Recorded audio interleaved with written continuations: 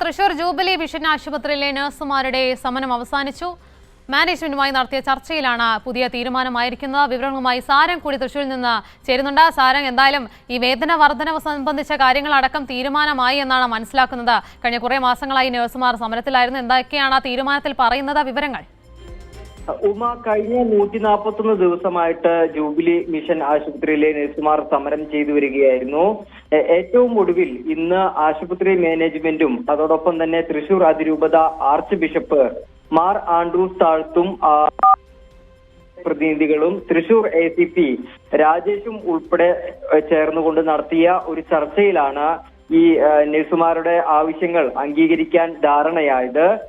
ഈ മാസം 30-നുള്ളിൽ മുഴുവൻ പേരെയും സമരം ചെയ്ത മുഴുവൻ പേരെയും തിരിച്ചെടുക്കും. അതോടൊപ്പം തന്നെ കരാർ പുതുക്കും.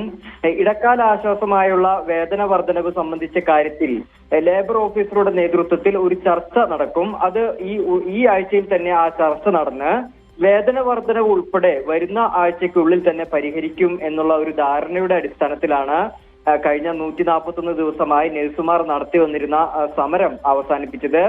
ഇതിന് മുന്നോടിയായിട്ട് അമല ആശുപത്രിയിലെ നഴ്സുമാർ സമരം അവസാനിപ്പിച്ചിരുന്നു. അതും സമാനമായ രീതിയിൽ മാനേജ്മെന്റുമായി നടത്തിയ ചർച്ചയ്ക്കൊടുവിൽ ഇടക്കാല ആശ്വാസം ഉൾപ്പെടെയുള്ള വർധനവ് അംഗീകരിച്ചതിനെ തുടർന്നാണ് അമലയിലെ നഴ്സുമാരും സമരം അവസാനിപ്പിച്ചത്. പക്ഷേ ഈ ജൂബിലി എന്തായാലും മാസങ്ങളായി നിലനിന്നിരുന്ന സമരമാണ് അവസാനിച്ചത്.